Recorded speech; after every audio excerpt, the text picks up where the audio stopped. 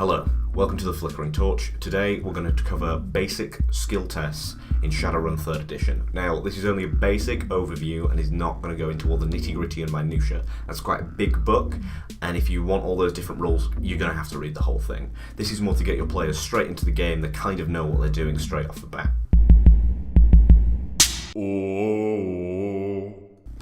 So, what is a skill test? A skill test is called upon when your character decides to do anything where success and failure matter and are interesting to the story. So let's say you've got to kick down a door before guards chase you, or you've got to pick a lock, or you've got to jump over a fence and there's like hounds chasing you. That's when a GM will require you to make a success test. Now, if you're just opening a door and there's no pressure, you're probably not going to have to make one of these. So first we decide what our character does. So we'll use for this, I'm this big beefy luchador and I'm trying to kick down this door to get into this building where there's a hostage being held. Right, so the first thing that I do is I describe to the GM, this is what I'm doing, I'm kicking down the door, I'm a big beefy luchador man, I'm going to kick down this door, I'm going to get in. Okay, and then your GM will say, well, yeah, but will you get in time? I'm going to need you to roll a skill test. So, your GM will then choose an appropriate skill. So kicking down a door, to me that sounds like an unarmed combat test, so that's what we'll go with. We'll use the skill unarmed.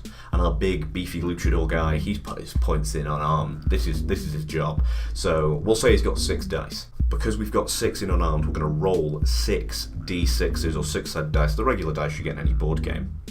Now, what we roll is to try and get. Well, this is what's called the target number, and the GM decides this based on a number of factors. He might decide this is a steel reinforced door, or you need to get in there quick and the pressure's really heating up.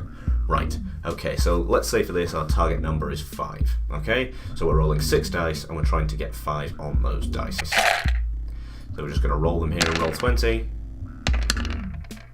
There we go. Now we're after 5, so right, so roll 20 is giving us all the results of that test. So we had a 1, a 3, a 10, an 8, an 8, and a 3. Now, I understand you might be confused. How are we getting 8s and 10s on 6-sided dice?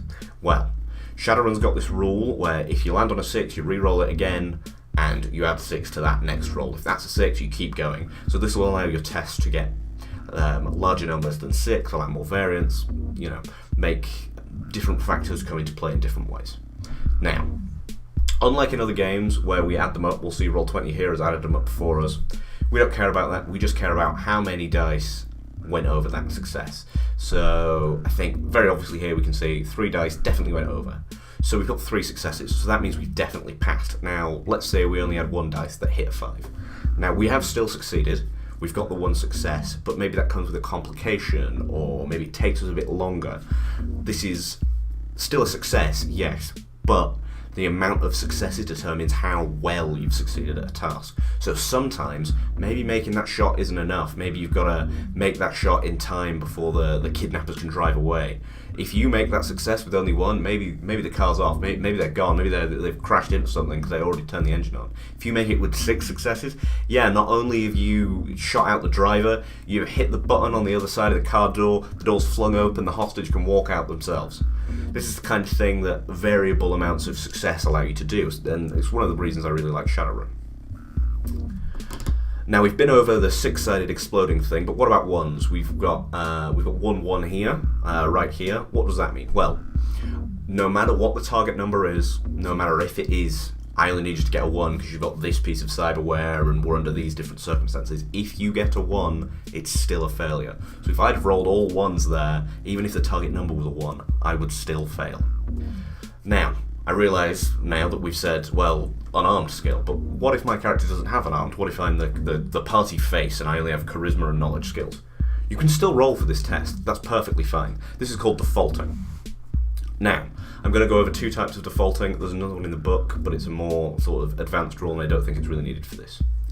Okay, so I don't have that skill, but I have a similar skill. Maybe I don't have unarmed, but I've got clubs.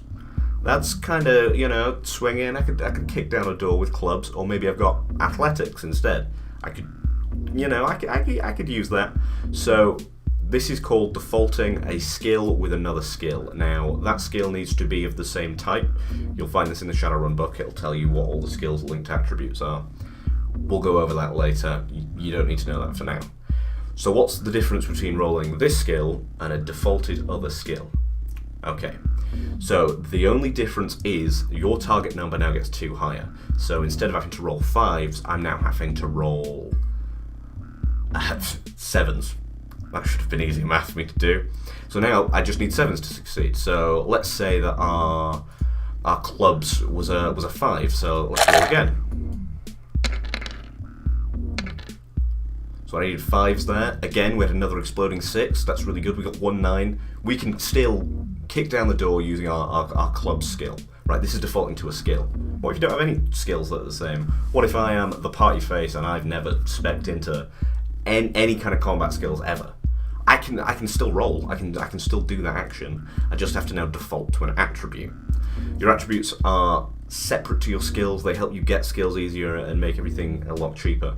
Now, if I am rolling with the attribute that's linked to it, I have to use a specific one. So if it's a strength task, I have to use a strength attribute. If it's a dexterity thing, I have to use a dexterity attribute. However, now, instead of it being +2 to the target number, it's now +4. So that becomes not a 7, but a 9. So now I have to roll 9s on all my tests. So let's say he's got 5 again. Do I get any 9s?